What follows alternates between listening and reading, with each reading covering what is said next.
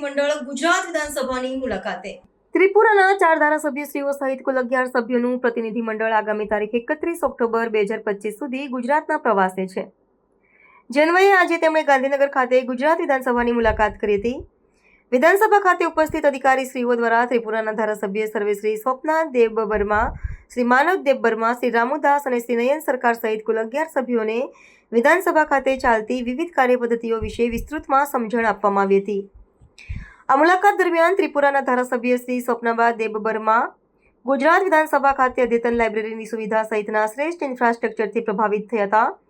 તેમણે કહ્યું હતું, અત્રે મેળવેલા માર્ગદર્શન થકી ત્રિપુરા વિધાનસભા ખાતે લાઇબ્રેરીના અપગ્રેડેશન સહિત અન્ય જરૂરી સુધારાઓ કરવામાં આવશે.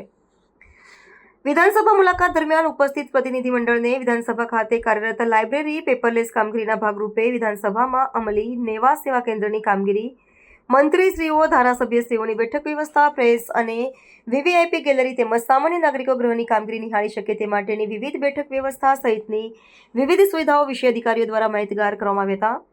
આ પ્રસંગે વિધાનસભા સંયુક્ત સચિવ શ્રી રીટાબેન મહેતા, નાયબ સચિવ શ્રી દિનેશ ચૌધરી સહિત અધિકારી કર્મચારી ઉપસ્થિત રહ્યા હતા. અત્રે ઉલ્લેખનીય છે કે ત્રિપુરાનું પ્રતિનિધિમંડળ 5 દિવસ માટે ગુજરાતના પ્રવાસે પધાર્યું છે. આ પ્રવાસ દરમિયાન તેઓ અમદાવાદ, ગાંધીનગર, સોમનાથ અને દ્વારકા સહિતના સ્થળોની મુલાકાત કરશે.